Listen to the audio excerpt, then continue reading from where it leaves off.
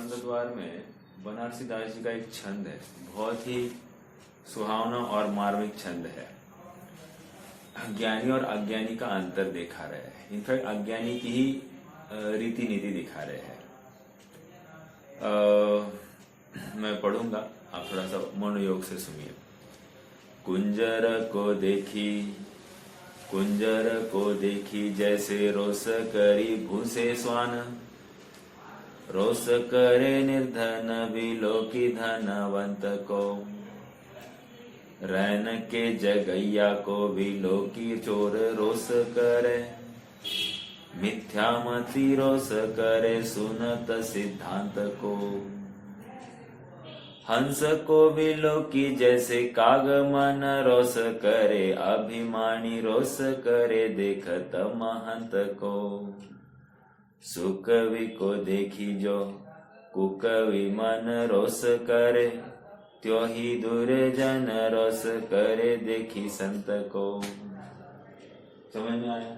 नहीं समझ में आया? उपयोग देना, उपयोग। कुंजर को देखी जैसे रोस करे भूसे स्वान। कुंजर हाथी, हाथी को देखकर कुत्ता खामखा भौंकने लगता है।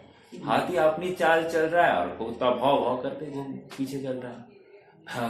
हाथी ने इसका कुछ भी बिगाड़ा नहीं, लेकिन कुत्ता भौंकने लग रहा है। समझ में आ रहा है क्या?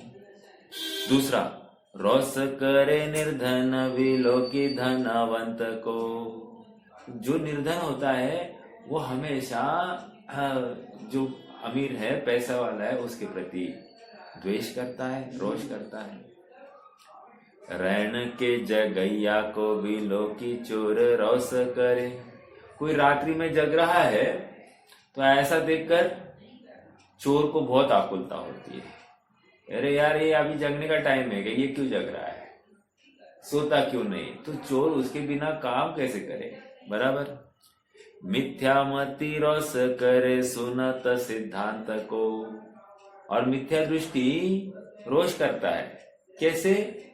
अरे सिद्धांत को समझकर, सिद्धांत को सुनता है और रोष करता है। ये मत सिखाओ आत्मा फात्मा, बहुत देखे हमने। शास्त्र अभ्यास करने वाले सब टाइम पास करते देखते हैं हमको। ये ऐसा बोलने वाला मिथ्या दृष्टि है। या फिर हमको नहीं जाना मोक्ष में, हमको मत बोलो ये सब बातें, हमारा विश्वास नहीं।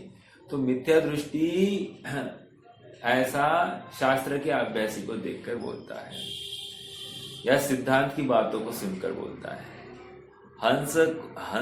हंस को विलोकी जैसे काग मन रोस करे।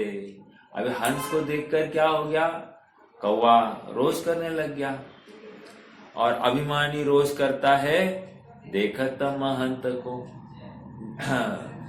लास्ट में सुकवि, अभी एक सुकवि मतलब अच्छा कवि और एक कुकवि है। तो सुकवि को देखकर कुकवि क्या करता है? उसकी निंदा करता है, उसके प्रति रोष करता है।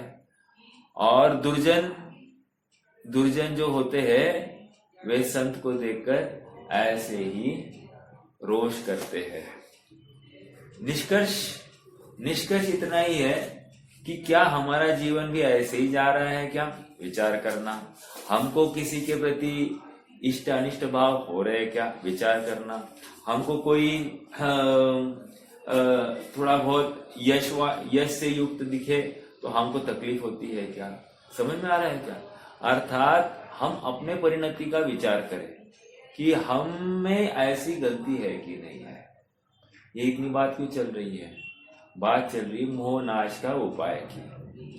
और कहीं ना कहीं हमको कषाय होती है, विकारी भाव होते हैं, टॉक्सिक इमोशंस हो रहे हैं। मैं बार बार यूज कर रहा हूँ ये शब्द।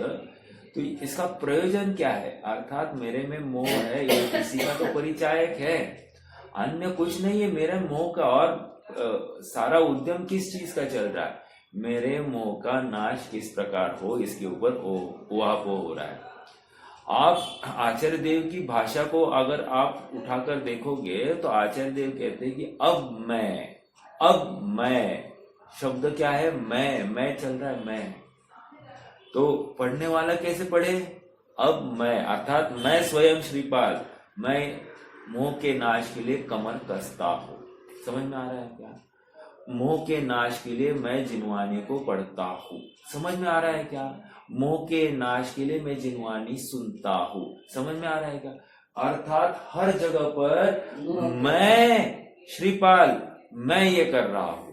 अभी हर जन जो अपने सभा में उपस्थित है वो लगाए मैं ये करता हूं मेरे मोह के नाश के लिए। मुझे दूसरे का मोह का नाश करना नहीं है, ना उसके नाश करने से मेरा कोई उपलब्धि होने वाली है। मुझे तो जो कुछ होगा मेरे मोह के नाश से होगा। तो उपाय किस में करना पड़ेगा? मेरे में करना पड़ेगा। हाँ, मुझे मैं जब छोटा था, मान लो एक महीने 2 महीने का ही रहा होगा, मुझे ज्यादा ख्याल नहीं है। तो मेरे स्किन पर है ना बहुत फुंसी आई थी, बहुत पूरा सर है ना, मालूम नहीं क्या हो गया था, कुछ तो हो गया था, लेकिन बहुत पूरा सर सड़ गया था, आप यूं ही पकड़ लीजिए, इतनी खराब अवस्था हुई थी। अब हमारी माता जी ने उस उपलक्ष्य में उपवास अर्थात रस परित्याग किया उन्होंने। हाँ, एक ही टाइम भोजन करना और उसमें रस परित्याग किया। तो कौन समझता है भाषा को? आप वो आयमल और कोई क्या होता है? रस परित्याग ही होता है। अब हमको मत टोको, हमसे सुनो आप क्या करना है। तो उन्होंने ये किया और योग ऐसा कि उन्होंने 5 जो रस परित्याग थे उन्होंने धारे थे। तो उसमें से तीसरे ही रस परित्याग के उपवास में उनको रिजल्ट दिखाई देने लग गया। तो उन्होंने कुछ किया, इससे मेरा अच्छा हुआ क्या? नहीं। और मैंने क्या किया अच्छा होने के लिए? कुछ भी नहीं। समझ में आ रहा है क्या? अर्थात अब उपवास करने वाले को ऐसा लगा है कि मैंने किए इसलिए ये ठीक हुआ, और मुझे तो उसकी खबर ही नहीं है, ना मुझे कोई पता है कि ये खराब है या ये अच्छा है, ऐसा कोई ज्ञान नहीं। क्योंकि 1-2 महीने के बच्चे को क्या होता है ऐसा ज्ञान? समझने की बात इतनी ही है कि प्रत्येक द्रव्य का निष्कर्ष की ओर आ रहा हो, प्रत्येक द्रव्य का परिणमन अपने में स्वतंत्रतया होता है। जीव कुछ तो उपाय करता है और उपाय का वो तुक्का लग गया तो उसको लगता है कि इसी से काम हुआ और उसी में संतुष्ट होता है और एकदम दृढ़ विश्वासी हो जाता है कि यही धर्म के ऊपर से काम हो गया। और धर्म काय का? उपवास अर्थात भूखे रहने से काम हुआ, ऐसा उस जीव को लगता है। समझ में आ रहा है क्या? अर्थात शरीर की क्रिया के अवलंबन से, मेरे शरीर की क्रिया के अवलंबन से किसी दूसरे के शरीर का ठीक होना या कल्पना कितनी अब दूर लग रही है हमको। अर्थात जब तत्व ज्ञान हो जाता है हमको लगता है कि ये सारी बातें एकदम मतलब भ्रम जनित है। आप कुछ भी कहो, लेकिन काम हुआ तो हम तो यही मानेंगे, धर्म से ही ये काम हुआ। लेकिन ऐसा नहीं है।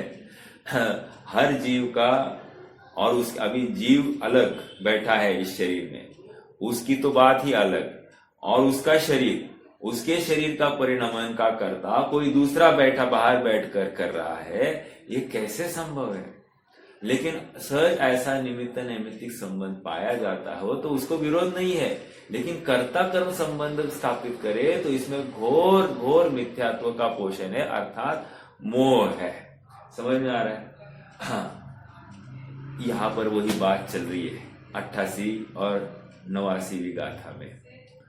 88 और 89वीं गाथा में ये कह रहे हैं, 88वीं गाथा में तो ये कह रहे हैं कि तुम जो मोह राग द्वेष का अभाव कर देता है, हाँ, उसका सभी कर्मों का क्षय हो जाता है और वो मोक्ष को प्राप्त होता है, अल्प समय में ही हो जाता है।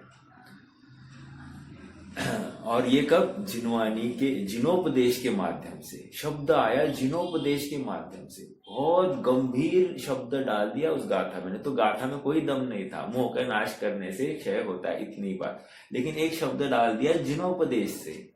अब जब जिनोपदेश से ये किया, इसका मतलब क्या? जिनोपदेश के माध्यम से उसने वस्तु स्वरूप को समझा। वस्तु स्वरूप समझने के बाद में काम हुआ क्या? नहीं हुआ। काम नहीं, क्यों नहीं हुआ? क्योंकि मात्र सुनने से काम नहीं होता। तो फिर क्या करना पड़ेगा? समझना पड़ेगा। अच्छा से ठीक है साहब, समझ लिया, समझने से काम हुआ क्या? नहीं हुआ। तो क्यों नहीं हुआ? सब समझना ही नहीं है, वैसा प्रैक्टिकल एप्लीकेशन भी करना है। अच्छा, तो इसका मतलब प्रैक्टिकल एप्लीकेशन किया अपने में और वैसा ही स्वीकृति, वैसी प्रतीति की, तब जाकर काम हुआ है। कहेंगे जिनोपदेश, समझना है, सुनकर वैसा धारणा में, मतलब वैसा ही स्वीकार करके धारणा में बिठाकर आगे वैसी प्रतीति करे तो काम होता है, नहीं तो नहीं होता है। एक उदाहरण है, उदाहरण यही का है। उदाहरण ये दे रहे हैं, मेरे हाथ में तलवार है। आचार्य देव ही कह रहे टीका में, मेरे हाथ में तलवार है, तो तलवार होने से मैं शत्रु का नाश कर दूंगा क्या? या वो तलवार को देखकर डर जाएंगे क्या? कह रहे नहीं नहीं, शत्रु डरते वरते कुछ नहीं है। तो फिर क्या है? फिर तलवार क्यों पकड़नी हाथ में? तलवार इसलिए है कि तुम शत्रुओं के ऊपर वार करना। तो क्या होगा साहब? ये तो हिंसा होगी। नहीं होगी, यहाँ पर हिंसा नहीं होगी, क्योंकि तुम्हारे शत्रु कर्म शत्रु है। कर्म, यहाँ पर कर्म शत्रु कहने की बात है, सचमुच शत्रु तुम्हारा मिथ्यात्व है। तुम में जो विपरीत भ्रांति है, वो भ्रांति को दूर करना है, और विपरीत भ्रांति के ऊपर तुम्हें तलवार चलानी है साहब। लेकिन तलवार, अरे तलवार मतलब शब्द ब्रह्म रूपी तलवार, जिनोपदेश रूपी तलवार को चलाना है। समझ में आ रहा है क्या? और वो तलवार कोई ऐसी दिखाई देती है, ऐसी तलवार नहीं है, वो इमेजिनरी तलवार है, वो कल्पना वाली तलवार है। क्यों? क्योंकि कल्पना में ही तुम्हें भ्रम हुआ है, इसलिए तलवार भी कल्पना में खड़ी करनी है, और उस कल्पना की तलवार से तुम्हें बराबर घाव पाड़ना है, मर्म स्थान पर घाव मारना है, और काम हो जाएगा। और सुनो, जब चलो तलवार चलाओगे तो कितने जोर से चलाना? कह रहे जिस प्रहार से 2 टुकड़े हो जाए उतने इंटेंसिटी से चलाना। कम से चलाएंगे तो काम नहीं होगा। समझ में आ रहा है क्या? वो वही प्रहार चाहिए जिससे 2 टुकड़े होंगे। काय के 2 टुकड़े? कह रहे हैं तुम्हारा जो राग द्वेष है वो और आत्मा, ये दोनों भिन्न पड़ने चाहिए, ऐसे तुम प्रहार करना। समझ में आ रहा है क्या? ये प्रहार करना पड़ेगा, अन्य कोई भी उपाय नहीं है। देखो हम गाथा को एक बार पढ़ेंगे, है ना? चलिए आइए,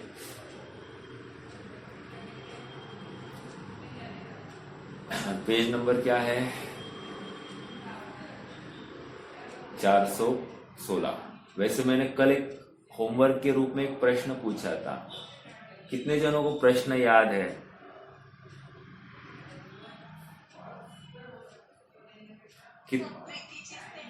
हाँ हाँ हाँ हाँ, अब कितने जनों को याद आया प्रीति चित्त?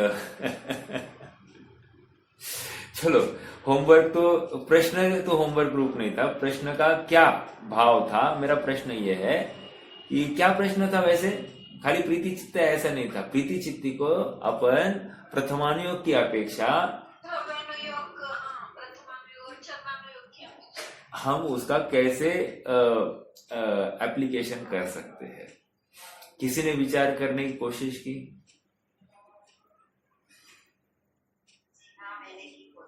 अच्छा, बहुत अच्छा। हाँ, एक आध उदाहरण रख सकते हैं क्या?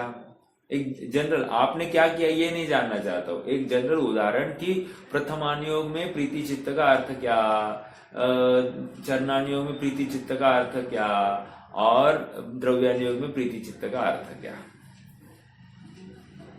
सभी भाग ले सकते, कोई खाली एक जन के लिए नहीं है, ये सबके लिए है। तो सभी इसमें कल नहीं, आज तक विचार नहीं किया होगा, अभी विचार कर सकते, कोई बड़ी बात नहीं है। प्रथमानुयोग में तो ऐसा विचार कर सकते जैसे तीर्थंकर चक्रवर्ती इतना वैभव उनके पास में था, वो सब त्याग के गए अपने आत्मा के प्रति, जो उनको वो था, मतलब हमारे पास तो उनके अपेक्षा कुछ भी सुख नहीं है, प्रतिकूलता फिर भी हम क्यों अटके इस विषय को हो गए, इस विषय भोगों से हटकर हमें अपने आत्मा की वृत्ति लाना ही। बराबर। जैसे एक उदाहरण आप, हाँ, एक उदाहरण, एक मिनट में मैं भी ये करता हूँ। जैसे उदाहरण में हम रामचंद्र जी को लेते हैं या सीता जी को लेते हैं, तो उनके जीवन में सब, हाँ, सीता और रामचंद्र जी की कुंडली सुनते हैं कि 21 ज्ञानियों ने मिलकर मिलाई थी, और वो मिलाने के बाद में फिर उनकी शादी रचाई गई थी। अभी वो स्वयंवर हो गया, जो कुछ हो गया, अभी मुझे इसमें नहीं जाना, लेकिन 21 जनों ने मिलाई थी।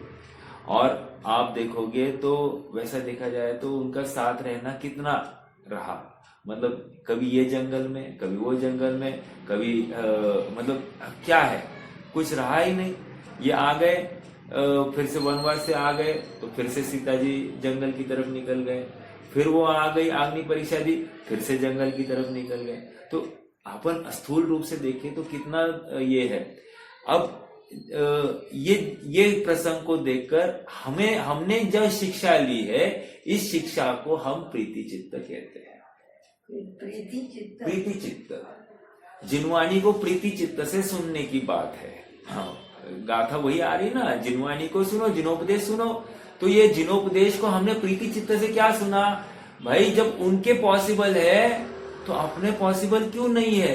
तो हम भी, उन्होंने जैसा धैर्य धारण किया जीवन में, वैसे हम भी धैर्य धारण क्यों ना करें? हर बात हम अपनी इच्छा के अनुकूल हो, ऐसा क्यों हम हठाग्रह करते हैं? हमको ऐसा क्यों लगता है कि हम संसार में हैं? हम ऐसा क्यों महान पुरुषों जैसा हम भी अपना निर्णय क्यों नहीं कर सकते? ऐसा विचार करके हमको साम्य भाव लाने की कोशिश करनी चाहिए। चलो, बहुत अच्छा। अब चरणानी योग की अपेक्षा कोई जवाब देगा? प्रीति चित्त, चरणानी योग के प्रसंग को सुनकर प्रीति चित्त अंगीकार करना, ऐसा कोई प्रसंग, मतलब चरणानी योग के ग्रंथ पढ़े और हम, कौन सा?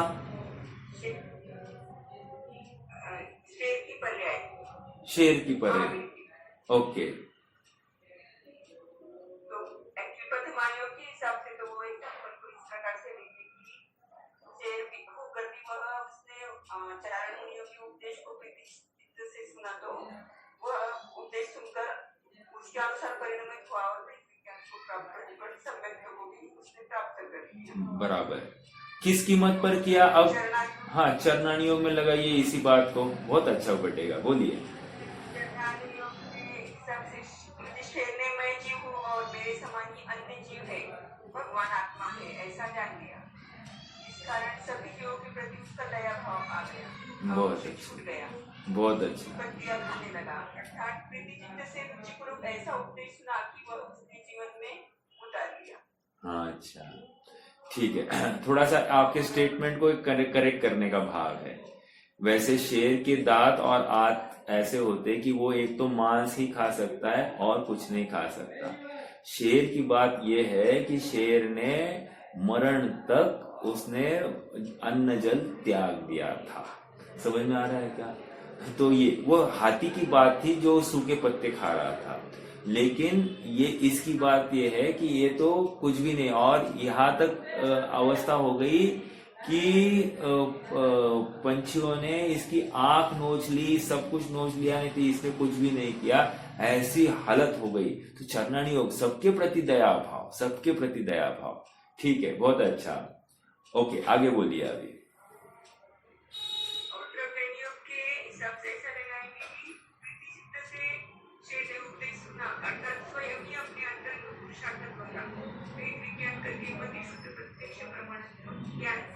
स्वयं को विषय बनाकर प्रत्यक्ष प्रामाण्य से स्वयं का अनुभव किया और उसी समय ओह यस यस। निष्कर्ष इतना ही है कि अन्य कोई मेरे लिए सुख और दुख प्रदाता नहीं है। ये नक्की होने के बाद में मेरी वस्तु मेरे में है, मेरा सब कुछ मेरे में है, ये नक्की होने के बाद में बाहर से सुख और बाहर से दुख आता नहीं है। ऐसी दृढ़ प्रतीति, दृढ़ संकल्प उस जीव ने किया और बाहर से अपने को हटाकर, अपने उपयोग को हटाकर स्वभाव में स्थित हो गया। अब जब शेर ऐसा तत्व निर्णय कर सकता है तो हम क्यों नहीं? या फिर हम प्रथमानियों के माध्यम से नारकियों के दुख को देख सकते हैं, उससे वो अगर कर सकते तो हम क्यों नहीं कर सकते? ये सब विचारणीय बिंदु है। निष्कर्ष के रूप में ये किन प्रकार से प्रीति चित्त अर्थात पुरुषार्थ अपनी कमी है, हम व्यर्थ में अनुकूलता नहीं है, प्रतिकूलताएं है, संयोग व्यवस्थित नहीं है, ऐसा हम जो बहाना बनाते हैं वो योग्य नहीं है, ये तो हमारे पुरुषार्थ की कमी है। तो ये प्रीति चित्त जिनवाणी सुनते ही हमको ऐसा भाव क्यों नहीं आया भेद विज्ञान का? मेरे मोह के नाश की बात है, ये मैंने क्यों नहीं किया, ऐसा हमको विचार क्यों नहीं आया? आचार्य देव कह रहे कि मैंने कमर कस ली है, तो ये बात उन्होंने कमर कस लेने से मेरा क्या लाभ होने वाला है? मुझे सुखी होने के लिए, मेरे मोह का नाश करने के लिए मुझे कमर कसनी पड़ेगी, अर्थात मुझे भेद विज्ञान करना पड़ेगा। ये मैं कहाँ स्वीकार कर रहा हूं? और जब तक हम श्रोता होकर, प्रेक्षक होकर जिनवाणी को सुनेंगे तो हमारा काम नहीं होगा। हमको श्रोता नहीं, एक्टिव पार्टिसिपेंट होना है, अर्थात हमको उसमें सम्मिलित होना है। ये नहीं करेंगे तो काम नहीं होगा। समझ में आ रहा है? चलिए आज गाथा पढ़ते हैं और फिर आगे बढ़ेंगे।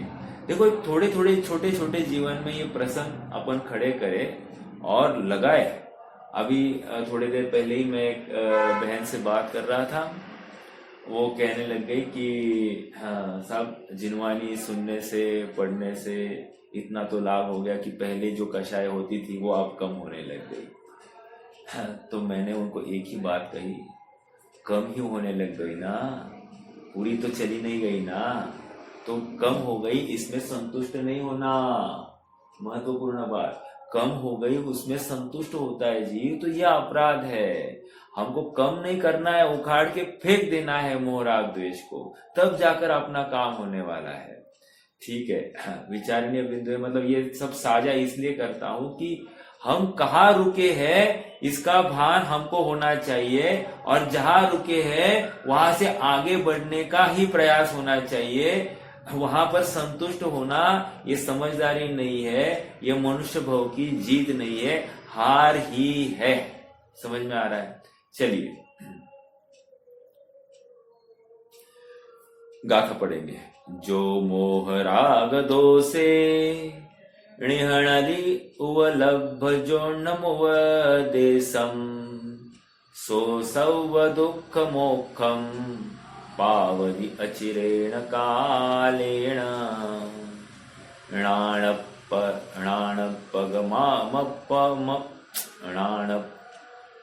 पगमपाणं परं च दौवत्तण तणाहि संबंधम जानदि जरिणिच्छेदो जोसो मोह खयं कुणदी। आप सबने गौर किया, यहाँ पर मोह राग दोषे णिह नदी उवलभ जोन्न उवदेशम, तो क्या हो गया? सौव दुख मोक्षम पावदी अचिरेण कालेन, अर्थात सभी दुखों का नाश त्वरित हो जाएगा, ऐसा कह रहे हैं। सभी दुख मतलब क्या? दुख कितने प्रकार के हैं? कह रहे 2 प्रकार के, क्योंकि मोह 2 प्रकार के, एक दर्शन मोह जनित दुख और एक चारित्र मोह जनित दुख। यहाँ पर कह रहे दोनों दुखों के अभाव का उपाय क्या है?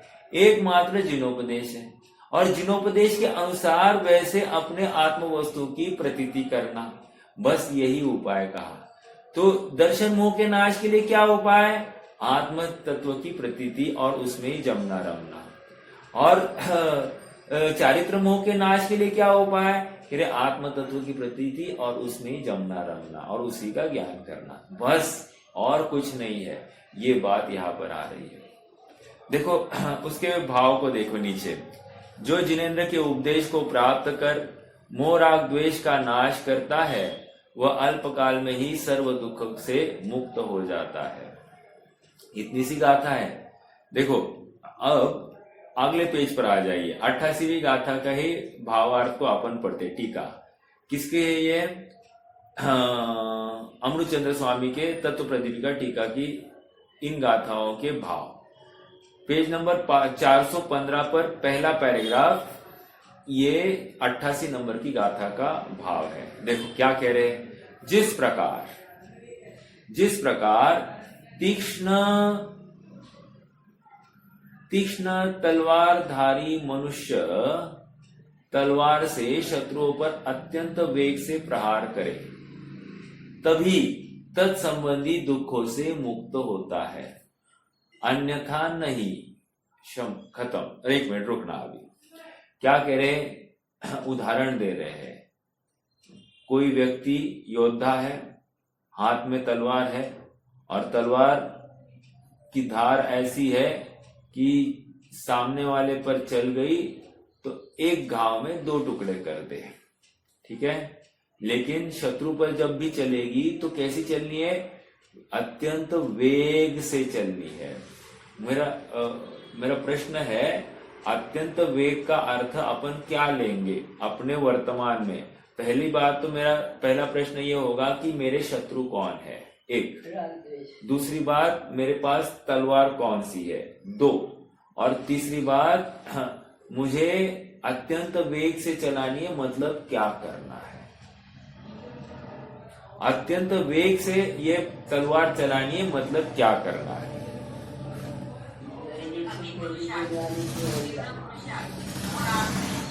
ये शत्रु है और एक ज्ञान रूपी तलवार से शत्रुओं का तीव्र पुरुषार्थ से नाश करना है। हाँ, नहीं, थोड़ा सा चूक गए आप। भेद ज्ञान रूपी तलवार नहीं है, और कोई बोलिए, और कोई, या आप भी प्रयास कर सकते हो फिर से। हाँ, तलवार क्या है। हाँ बोलिए। शुद्धोपयोग रूपी तलवार नहीं। गाथा के हिसाब से चलिए, गाथा के हिसाब। हाँ जी, बस जिनवानी का उपदेश ये तलवार है, शब्द ब्रह्म रूपी तलवार है मेरे पास में।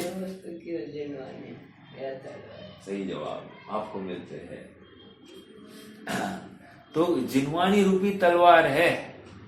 हाँ, आगे चलकर जिनवानी के माध्यम से जो पुरुषार्थ होने वाला है उसको किसी अपेक्षा से अपन तलवार कह सकते हैं, क्योंकि समय सार में आया ही है। क्या आया, एक गाथा आई है ना, जिस भांति प्रज्ञा छैनी से पर से विभक्त किया ऐसे। तो प्रज्ञा रूपी छैनी और क्या है, वहां पर भी छैनी है, लेकिन वहां छैनी प्रज्ञा मतलब ज्ञान छैनी मतलब अपनी ज्ञान बल के ऊपर ही, क्षयोक्षम के बल पर ही ये काम करना है। यही तो बात आ गई, ठीक है।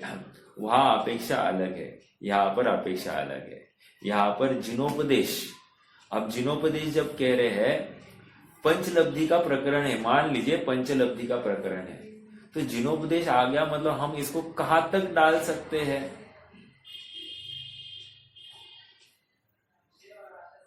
पांच लब्धि में जिनोपदेश, इतनी बात आ गई, अर्थात तलवार आ गई आपने हाथ में, इसको कौन सी लब्धि तक अपन बिठा सकते हैं।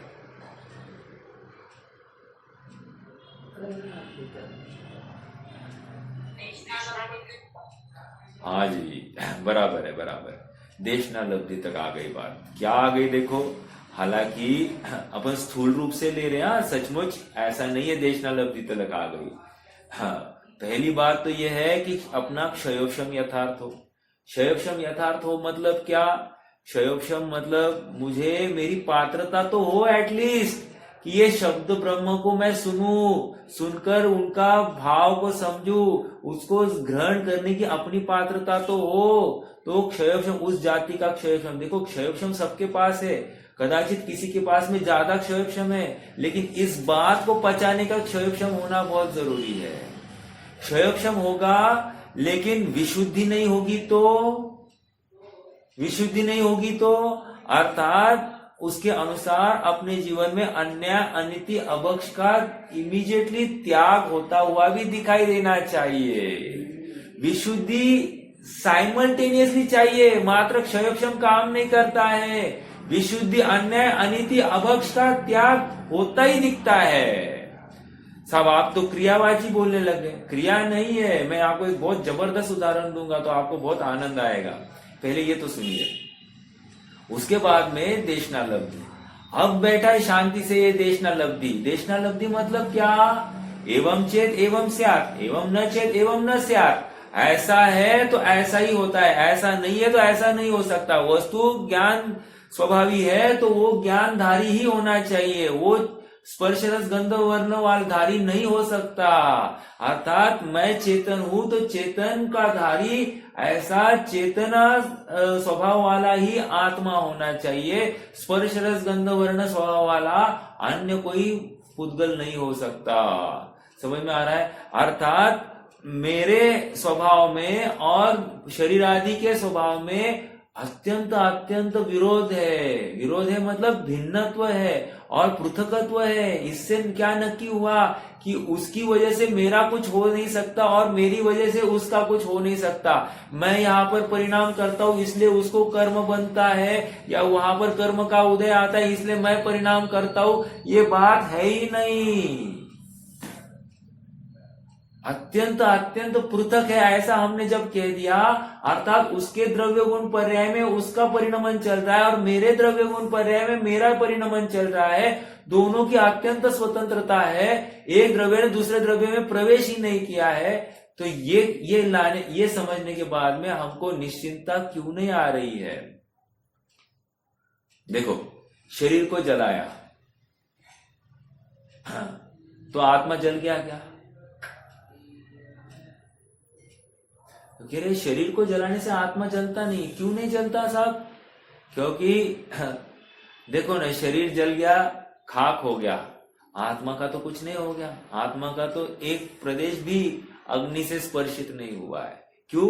आत्मा में स्पर्श नामक गुण ही नहीं है जो आग से वो जल जाए। ऐसा सहज विश्वास होने के बाद में वो अग्नि ने मुझ में प्रवेश ही नहीं किया है, ये विश्वास हो जाता है। अर्थात मेरे द्रव्य गुण, मेरी चैतन्य सत्ता में उस अग्नि का प्रवेश नहीं है, ये नक्की होने के बाद में आकुलता मिट जाती है, निर्भरता आ जाती है और स्वभाव सन्मुखता हुए बिना रहती नहीं है। चलो मैं आपको एक उदाहरण देने वाला था। ये तो देशना लब्धि की बात आ गई। देशना लब्धि में ये नक्की कर दिया इसने कि मेरे स्वभाव के अलावा बाहर कहीं प्रयास करना नहीं है। मेरे द्रव्य गुण पर्याय के अलावा बाहर से कुछ होने वाला नहीं है और मुझे बाहर कुछ करना नहीं है, ये इसको स्वीकार हो जाता है, निश्चित हो जाता है। साहब लेकिन संलेखना में तो आहार जल का त्याग करना पड़ता है ना साहब, संलेखना में पंचों की साक्षी चाहिए ना साहब, संलेखना में ये। अरे भाई तू कहाँ है? तू आत्मा की ध्यान धर तो अपने आप बाहर में संलेखना होती हुई दिखाई देगी। तुझे कुछ नहीं करना है, तू बस आत्मा की भावना भा। यहाँ पर तूने आत्मा की भावना भाई, वहां पर सबके प्रति का राग टूटता हुआ दिखाई देगा ही देगा। मान लो संलेखना लेनी है, उस समय में मुझे क्या करना पड़ेगा? अर्थात मेरी प्रॉपर्टी होगी तो उसको किसी के नाम पर करना क्या? यहाँ पर उतना भी भार मेरे माथे पर नहीं है, बस उसमें जो मेरा अपनत्व है, ममत्व है, उसका त्याग हो जाए। समझ में आ रहा है क्या? बस निर्भरता अपने आप हो जाएगी। चलो, तो मुझे क्या कहना है? देशना लब्धि के माध्यम से ऐसी निश्चिंतता यहाँ पर आ जाती है।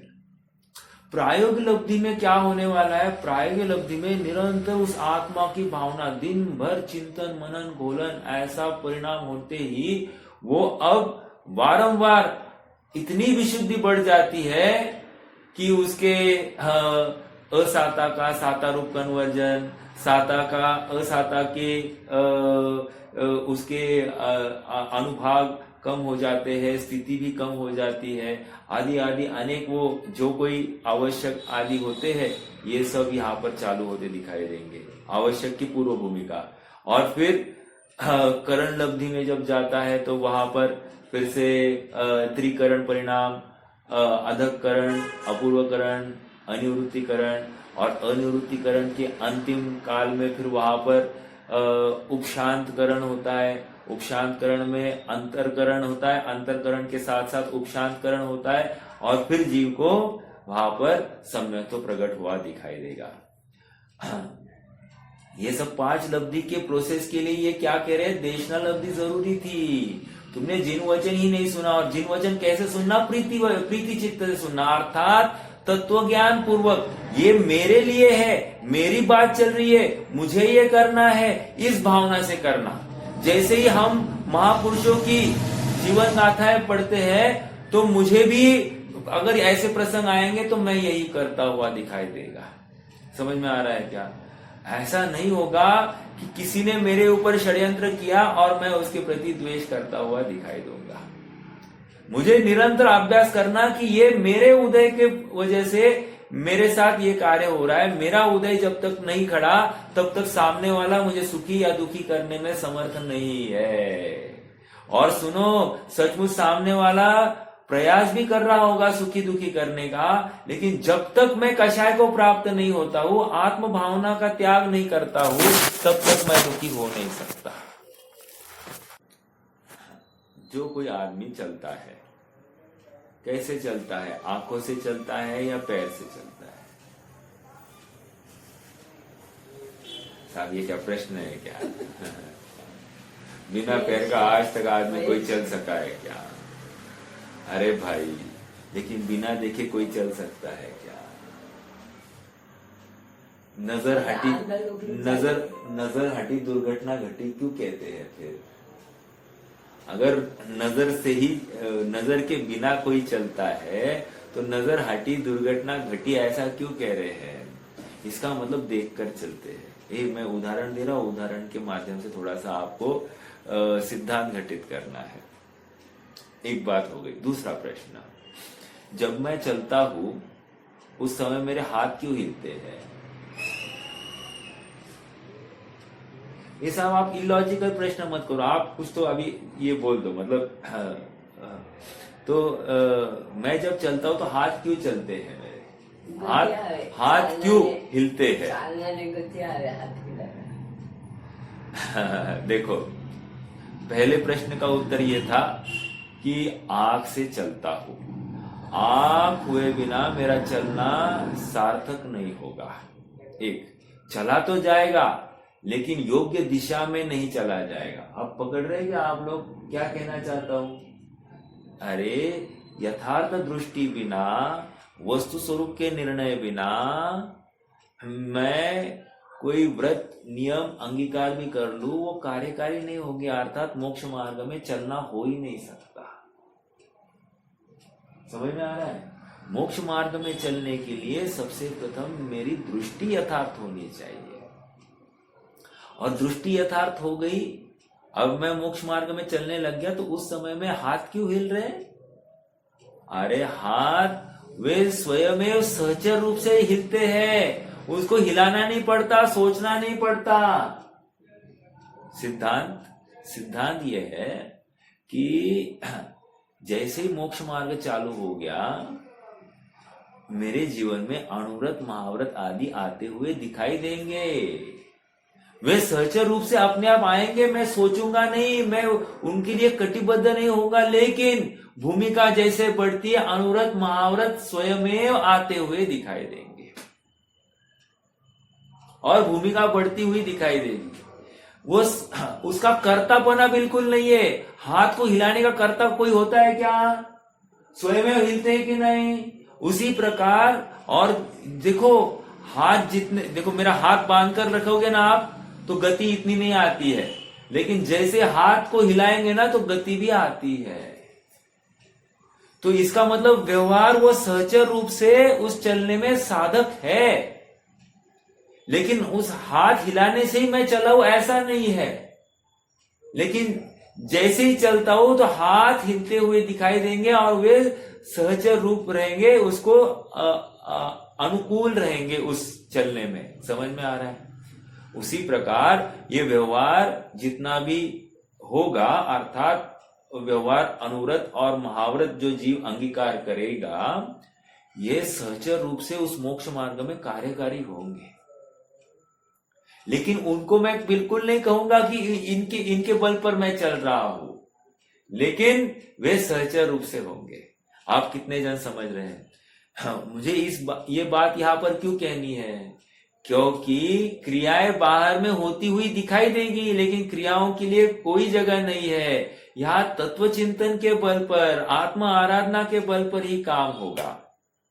अब एक बात आगे देखो, हमको भेद विज्ञान करने के लिए आज्ञा दी जाती है, बराबर है कि नहीं? भेद विज्ञान किनसे करना है? कह रहे हैं कि शरीर भिन्न है, आत्मा भिन्न है। क्यों भिन्न है साहब? क्योंकि शरीर का धर्म स्पर्श रस गंध वर्ण वाला है और आत्मा का धर्म ज्ञान दर्शन चारित्र वाला है। आत्मा का चेतन स्वभाव है और शरीर का स्पर्श रस गंध वर्ण वो वर्णाधिक स्वभाव वाला है, सड़ने गलने के स्वभाव वाला है और निरंतर बदलते रहता है। वो इसलिए वो स्थायी दिखाई नहीं देता, इसलिए दोनों में बराबर फर्क है। ये शरीर नाशवंत है, आत्मा नाश को होता हुआ दिखाई नहीं दे रहा है, तो दोनों में बहुत अंतर दिखाई दे रहा है। तो भेद विज्ञान कैसे करना है? शरीर से और आत्मा में भेद विज्ञान करना है, एक। दूसरा भेद विज्ञान किससे करना है? दूसरा भेद विज्ञान इस शरीर के आश्रित होने वाले परिकर से। स्त्री, पुत्र, मकान, जायदाद, हीरा जवाहरात, जितनी भी अपनी प्रॉपर्टी है, सबसे अपने को भेद विज्ञान करना है। ये दूसरा भेद विज्ञान। वैसे देखा जाए तो शरीर का भेद विज्ञान और ये स्त्री पुत्र आदि का भेद विज्ञान, इनको एक खाते में डाल दीजिए। एक खाते में डाल दिए मतलब व्यवहार के खाते में डाल देना। हालांकि एक है असद्भुत व्यवहार और एक है सद्भुत व्यवहार। शरीर आदि के जो सॉरी दोनों असद्भुत है, लेकिन एक उपचरित है और एक अनुपचरित है। अब और एक बात आगे बढ़ दीजिए। लेकिन सचमुच इनके त्याग से मेरा मोक्ष मार्ग चालू हुआ क्या? कह रहे नहीं, शरीर के त्याग से तुम्हारा मोक्ष मार्ग चालू नहीं होगा। तुम्हारे स्त्री पुत्र आदि घर आदि के त्याग से तुम्हारा मोक्ष मार्ग चालू नहीं होगा। फिर मोक्ष मार्ग कैसे चालू होगा? कह रहे मेरे जो वर्तमान में वर्तने वाले जो राग द्वेष है, मोह राग द्वेष है, जो मुझ में ही उत्पन्न हुए हैं लेकिन मेरे स्वभाव से न्यारे हैं, उनके प्रति पृथकत्व अर्थात भेद विज्ञान करने के बाद ही मेरा मोक्ष मार्ग चालू होगा। अर्थात सच्चे रूप से विचार करें तो मोह राग द्वेष ये भी एक व्यवहार है, और मोह राग द्वेष का त्याग करना मोह राग द्वेष का त्याग करना ये भी एक व्यवहार है। क्योंकि सद्भुत व्यवहार है ना, पहले दो असद्भुत व्यवहार थे, लेकिन ये तो सद्भुत व्यवहार है। अर्थात ये आत्मा में ही उत्पन्न होते, लेकिन ऐसा होते हुए ये आत्मा के स्वभाव से न्यारे है, पृथक है, इसलिए इनका भी त्याग करना। और इनको नहीं छोड़ेगा, भले आत्मा में हुए, इनको भी नहीं छोड़ेगा तो जीव सुख को प्राप्त नहीं होगा। और जीव का प्रयोजन सुखी होना, इसलिए इनसे भेद विज्ञान जरूरी है। अब मेरा आप सबसे प्रश्न है कि ये जो तलवार चलानी है, कौन सी तलवार? शब्द ब्रह्म रूपी तलवार। ये जो तलवार चलानी है, इन तीन में से किसके ऊपर चलानी है? शरीर के ऊपर चलानी, स्त्री पुत्र आदि के ऊपर चलानी है, या राग द्वेष के ऊपर चलानी है? आप कहोगे क्या बात करते हो साहब, हमको तो राग द्वेष के ऊपर चलानी है, बाकी हाँ?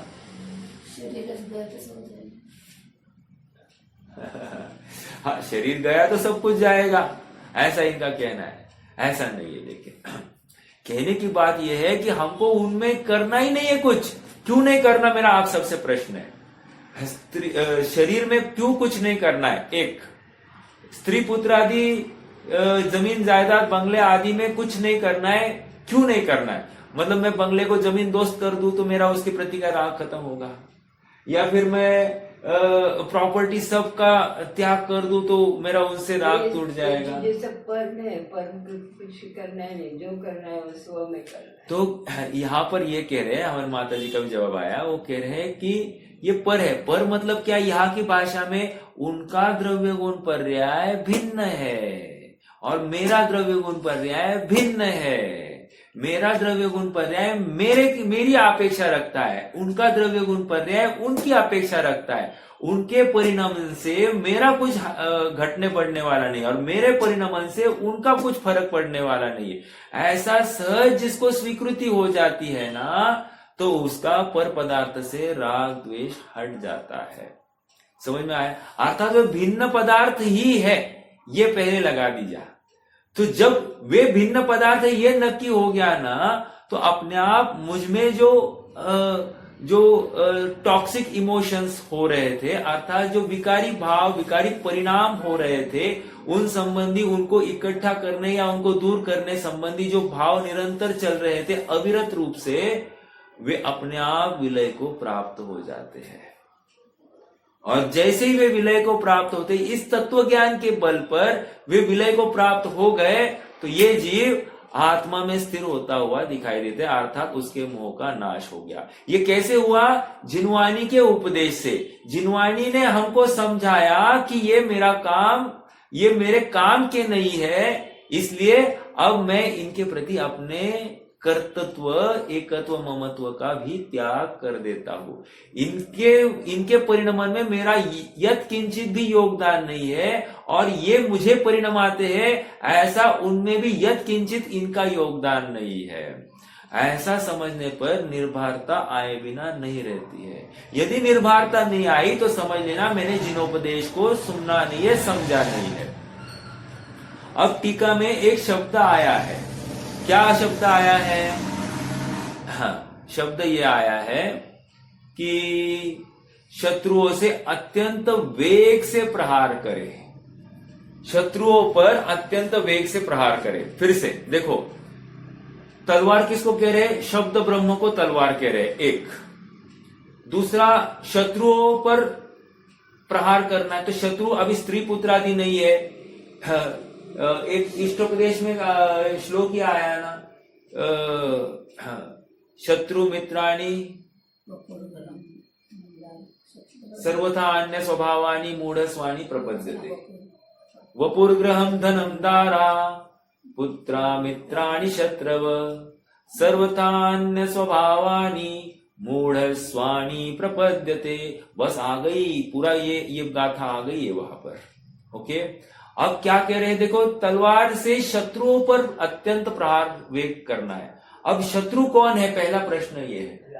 ये मेरे में उत्पन्न होने वाले ये टॉक्सिक इमोशंस, ये मोह राग द्वेष, कि मैं ये करूं, ऐसा होगा तो अच्छा, ऐसा होगा तो अच्छा, मेरे बेटे का ऐसा होगा तो ठीक, मेरे बेटे का ऐसा नहीं हुआ तो ठीक नहीं, मेरी पत्नी ऐसे चले तो ठीक, पत्नी ऐसे नहीं चले तो ठीक नहीं, मेरी माता ऐसे चले तो ठीक, मेरी माता ने मेरे हिसाब से चला तो ठीक, मेरा बेटा अपने अनुकूल चलेगा तो ठीक, नहीं तो नहीं। ये जितने भी दिन रात मेरे जो परिणाम चल रहे हैं, बस इसी के इर्द गिर्द में चल रहे, और कुछ नहीं है। हाँ, मेरा पेशेंट, मेरा क्लाइंट, सब मेरे पैसे इतने बड़े तो सोने का भाव इतने में सोना मिला तो ठीक, इतने में चांदी मिली तो ठीक, इतने में जमीन मिली तो ठीक, इतने में नहीं मिली तो ठीक। ये जितने भी दिन रात मेरा उहापोह चल रहा है, ये क्या है? ये तो मेरे इमोशन से, टॉक्सिक इमोशन, मुझ में उत्पन्न होने वाली ये विकारी कल्पना है कि उनसे सुखी होने की जो मैंने धारणा रखी है, वे धारणा ही तो गलत है। और एक समय के लिए इसमें विराम नहीं है, पूर्ण विराम ही नहीं। अरे अल्प विराम भी नहीं है, अल्प विराम नहीं है तो पूर्ण विराम तो बाद में पड़ेगा, लेकिन अल्प विराम तो दो, तो वो भी नहीं हो रहा है। अब मेरा प्रश्न है, शत्रुओं पर अत्यंत वेग से प्रहार करना है। अत्यंत वेग से प्रहार करने का अर्थ क्या?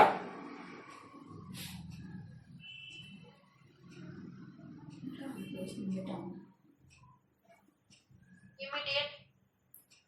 बहुत अच्छा, इमीडिएट मतलब क्या? आप जरा खोलेंगे जरा। इमीडिएट मतलब बराबर है, इमीडिएट करना। इमीडिएट मतलब कौन सा इमीडिएट कह रहे हैं आप?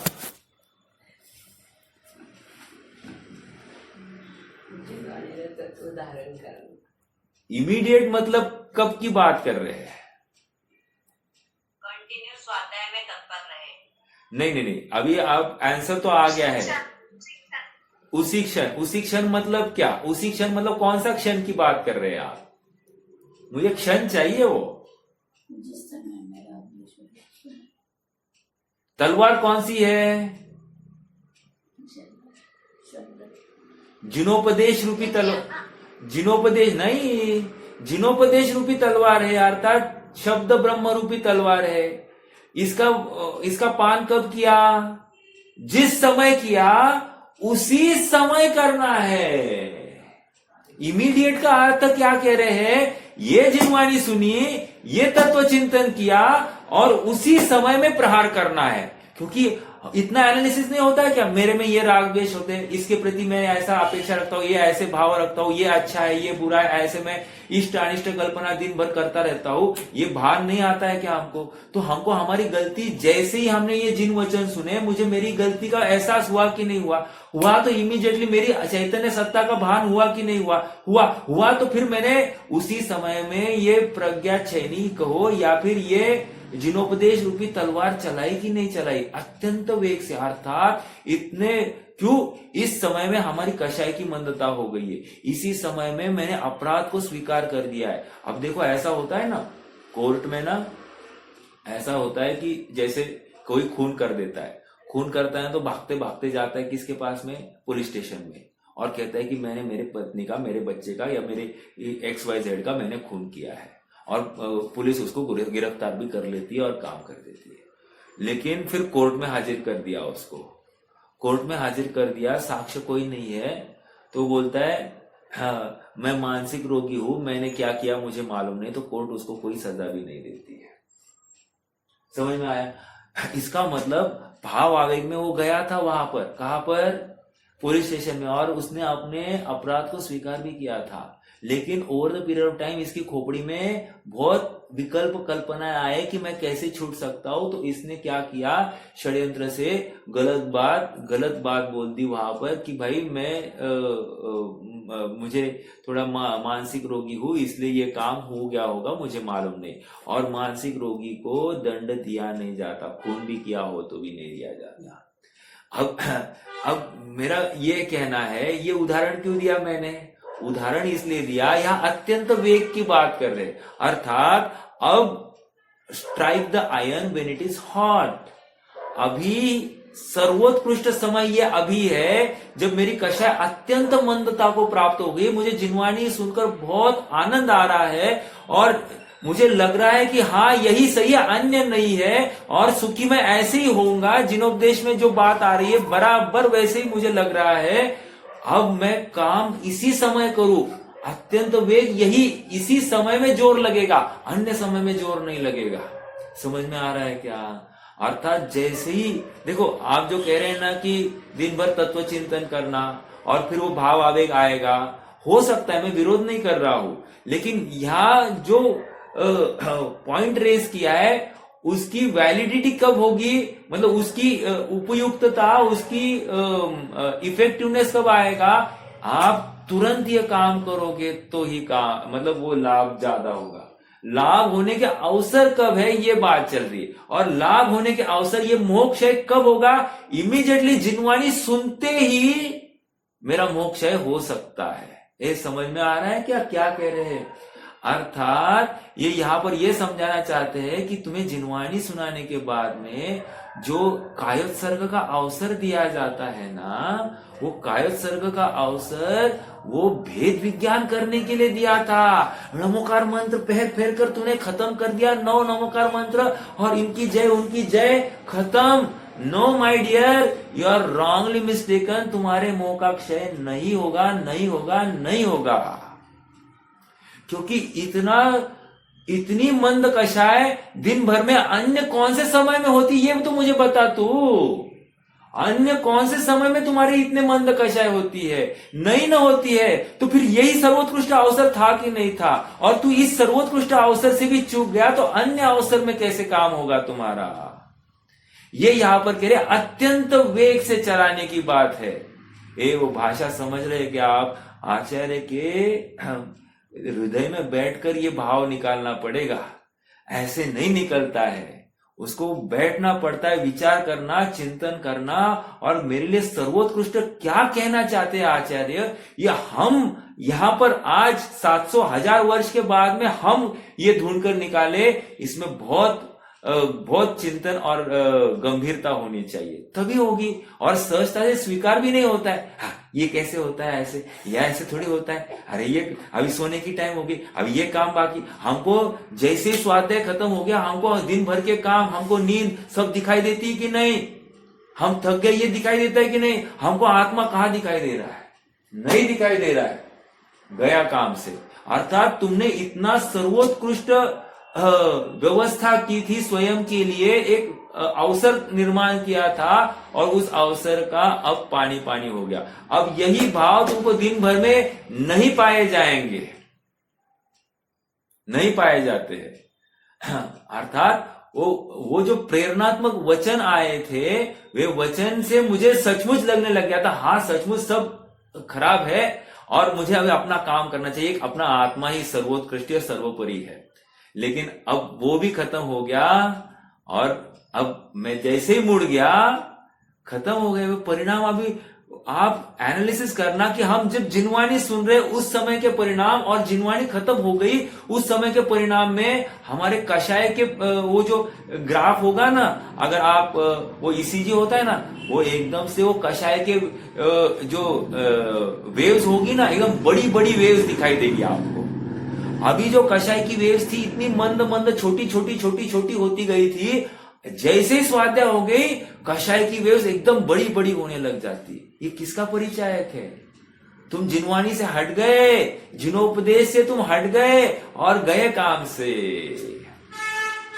हाँ, तो फिर कोई कहे साहब हम दिन भर जिनवाणी सुनेंगे, दिन भर भी सुनोगे वो मोनोटोनस हो जाएगी बात, और ऐसा होगा ना दिन भर जिनवाणी सुनने से ना वो भाव वासना की कमी होने लगती। जैसे आपको बताओ, हम डेली डेली वही स्तुति करते हैं ना, एक दिन ऐसा आ जाता है कि जैसे नमोकार मंत्र है, नमोकार मंत्र का उच्चारण कर रहे हैं ना हम, ऐसा हमको भाव ही नहीं आता है कि मैं नमोकार मंत्र ए वो उतना दूध बंद करना, ए वो देख कौन आ रहा है, देखो फोन आया, देख रहे जरा फोन किसका है, मैं नहीं है, मैं अब माला फेर रहा हूं बोलते हैं। अरे ये सब इसका ऐसे चलता है, एक घंटी टंटनाने दे, ये सब छोड़ के पहले उसके पीछे भागेगा कि नहीं। इसका मतलब उसकी कषाय की मंदता किस जाति की, ये आप समझना। हाँ, मतलब हमको इमीडिएटली समझ में आना चाहिए कि मेरी कषाय की लेवल बहुत हाई है, और इतने हाई कषाय में हम आत्मा को हाई नहीं करेंगे, आत्मा को उपादेय नहीं मान रहे हैं, हम विषयों को भोगों को ही उपादेय मान रहे हैं, ये फैक्ट है। देखो, हमको अपने परिणामों को एनालाइज करना, जज करना, और उसमें परख कर हम कहाँ खड़े इतना तो नक्की करो, और हमारा काम इस परिणाम से हो सकता है कि नहीं हो सकता इतना तो विचार करो। अगर नहीं हो सकता है तो मुझे क्या करना चाहिए ये भी तो नक्की करो, अगला एक्शन प्लान तो नक्की होवे। नहीं साहब इससे काम नहीं होगा, नहीं होगा तो फिर अगला एक्शन प्लान भी तैयार करो ना, क्योंकि काम होगा तो ऐसे ही होगा, ऐसे जिनवाणी कह रही है और तुम वैसा प्लान नहीं कर रहे हो, तो कुछ तो अंतर हो, मतलब तुम्हारे प्रयास में कमी है ना। और पुरुषार्थ सच्चा क्या है? आत्मा की रुचि यही पुरुषार्थ है और कुछ नहीं है।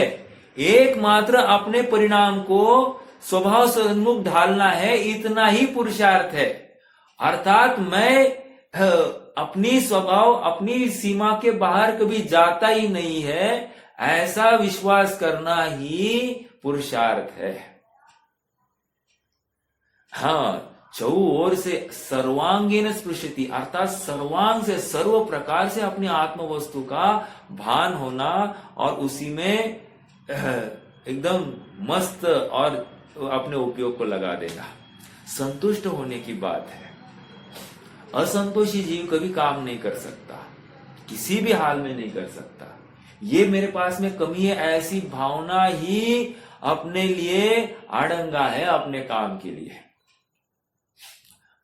अब देखो, चक्रवर्ती के पास सब कुछ है तो भी उनको आत्मा दिखाई दे रहा है, मैंने कहा था परसों दिन। और अज्ञानी के पास में एक टूटा फूटा झोपड़ा है तो भी उसको 6 खंड दिखते हैं, लेकिन आत्मा नहीं दिखाई देता है। 6 खंड का ऐश्वर्य दिखता है, लेकिन आत्मा नहीं दिखाई देता है। कैसे कहेंगे? हाँ जी, आइए थोड़ा सा पढ़ते हैं, 1-2 मिनट है तो उसमें बस 1-2 लाइन पढ़ लेते हैं। क्या आ गई? जिस प्रकार तीक्ष्ण तलवारधारी मनुष्य तलवार से शत्रुओं पर अत्यंत वेग से प्रहार करे, तभी तत्संबंधी दुखों से मुक्त होता है, अन्यथा नहीं। वाह, क्या कहा? तभी ही होगा, अन्य समय में नहीं होगा। कितनी बड़ी बात आ गई है। आप लगाओ, देखो कोई दूसरा विद्वान आएगा, दूसरा विद्वान इसकी अत्यंत वेग की अपेक्षा दूसरी को लेगा। वो गलत होगी, सही होगी, मैं ये नहीं कह रहा हूं, लेकिन ये युक्ति सबसे उत्कृष्ट है कि नहीं, मतलब प्रकरण के अनुसार ये चल रही है कि नहीं, काम होने की प्रोबेबिलिटी कब ज्यादा दिखाई दे रही है? प्रोबेबिलिटी काम इमीडिएटली। देखो आप गज सुकुमार को उठाइए, गज सुकुमार का काम कैसे हो गया? ये समोशरण में गए, समोशरण से आए, घर जाने की भी राह नहीं, किसी से आज्ञा मानने की भी, मांगने की भी जगह नहीं, टाइम नहीं, चलो पैकअप, ये कपड़े उतार दिए, ये केशलोच हो गए और ये दीक्षित हो गए और ये यहां पर बैठ गए ध्यान में। देखो काम क्या हो गया? अत्यंत वेग से काम हो गया। समझ में आ रहा है क्या? अत्यंत वेग से ऐसे काम होता है।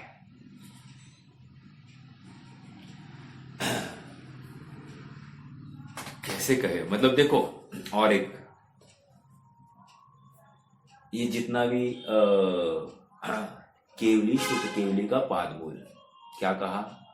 केवली शुद्ध केवली के पादमूल में जाकर क्या होता है? हाँ, तीर्थंकर प्रकृति भी बनती है और क्षायिक सम्यक्त्व भी होता है, लेकिन हमको तीर्थंकर प्रकृति का विचार नहीं करना, हमको तो क्षायिक सम्यक्त्व की बात करनी है। हाँ, तीर्थंकर केवली शुद्ध केवली के पादमूल में जाना जरूरी है। पादमूल में जाना मतलब क्या? टाइम पास करना क्या उधर? पादमूल मतलब पैर के नमस्कार करके आ गया तो हो गया क्या तुमको क्षायिक सम्यक्त्व? तो कैसे होगा? कैसे होगा? उनके वचनों को सुनकर ही तो होगा। समझ में आ रहा है क्या? और सुनो, वचनों को सुनकर कहा होता है मालूम है क्या? वहीं पे होता है। एग्जाम्पल दूं आपको? एग्जाम्पल श्रेणिक ने क्या किया? वो यशोधर मुनिराज के ऊपर उपसर्ग किया, निवारण हो गया, सद्धर्म रुधिरास्तु बोल दिया, इसको इमीडिएटली प्रथमोपशम सम्यक्त्व हो गया और इमीडिएटली क्या हो गया? क्षायक्षमिक सम्यक्त्व। अब गया 18 दिन बाद वहां पर विपुलाचल पर, कहां पर? विपुलाचल पर है, उनके राज्य में जहां पर समोशरण का लग गया था, समोशरण लग गया, वहां पर गए, वहां वाणी सुनी और क्षायिक सम्यक्त्व हो गया। आगे की नहीं बात। अर्थात अत्यंत वेग से काम कब होता है? वहीं पे एप्लीकेशन, वहीं पे कर दिया काम तो होता है। वहां पर भी श्रेणी भी आरोहण हो सकती है, कुछ भी हो सकता है, कोई प्रॉब्लम नहीं है। अत्यंत वेग से काम करना है, अर्थात इसी प्रकार से किया जाता है। ठीक है, चलिए आज के लिए रुकते हैं। कोई प्रश्न है तो रख सकते हैं, नहीं तो